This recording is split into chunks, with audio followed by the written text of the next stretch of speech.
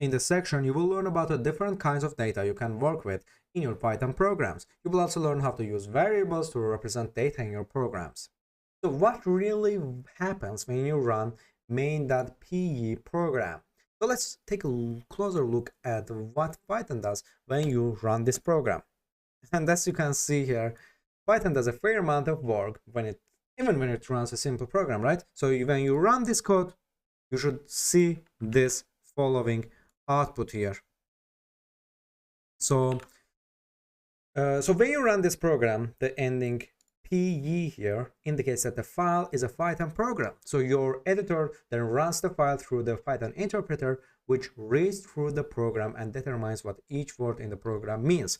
For example, when the interpreter says the word print here, followed by the parentheses like this, it prints the screen whatever is inside in the parentheses. So as you write your programs, your editor highlights different parts of your program in different ways.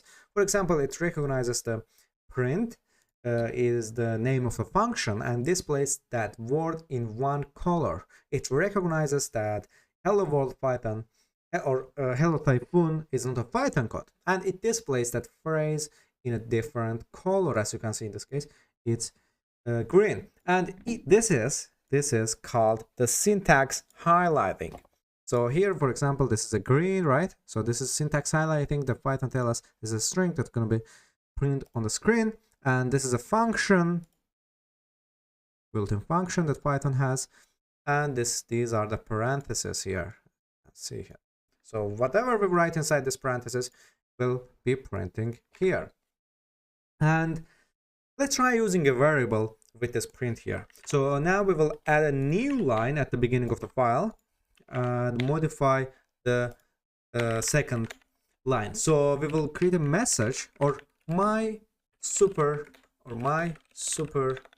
message here, and now let's make it this message: hello typhoon, welcome to this Python course. And here, after that, we will print this message. Oh, like this. Print, and inside this we will enter our message. Print my super message. And now let's run this program and let's see what happens. By the way, you can run this program with Shift and F10, this combination of shortcut, and you can also run this by pressing this run main button here. And so we added variable named message here, this message here. Every variable is connected to a value, right? Which is the information associated with that variable. In this case, this variable here, let me actually get my pen. Yes. So this variable here is connected. So this is the value. So this value here is connected to my super message named variable. So adding a variable makes a little more work for Python interpreter when it processes the first line. So this is the first line. Firstly, it associates this variable my super message with the hello typhoon, welcome to the Python course value. So when it reaches the second line, it prints the value associated with my super message, in this case it's welcome, hello typhoon, welcome to this Python course here, right? And let's expand on this program by modifying this main.py to print a second message. Now let's add a blank line here and then add 2 new lines of code. So here we will again write my super message, and this is the best and fastest Python course in the world. And that's it. Now we will again print the message, which is my super message. Now here, let's run this and you will see what happens now.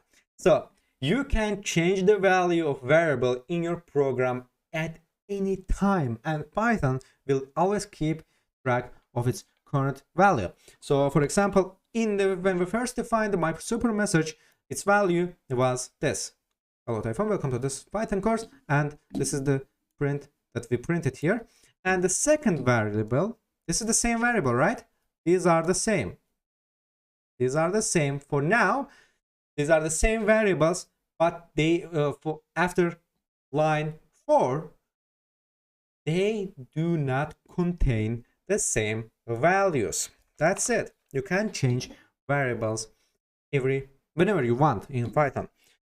And here, now let's learn about the naming and using our variables, which is you will need in Python a lot of times. So I'm waiting you in the next lecture.